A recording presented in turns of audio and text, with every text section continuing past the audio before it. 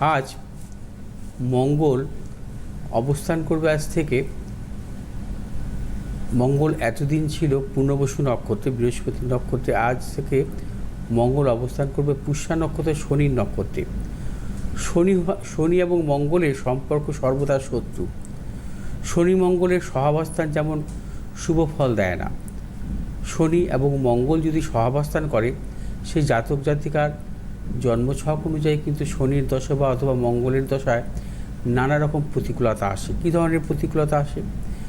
দেখা যায় চোট, আঘাত, রক্তক্ষরণ, অস্ত্রোপচার, মামলা মোকদ্দমা, প্রবল গুপ্ত শত্রুতা, এই জাতীয় সমস্যার মধ্যে কিন্তু সেই জাতক জাতিকা ভোগে।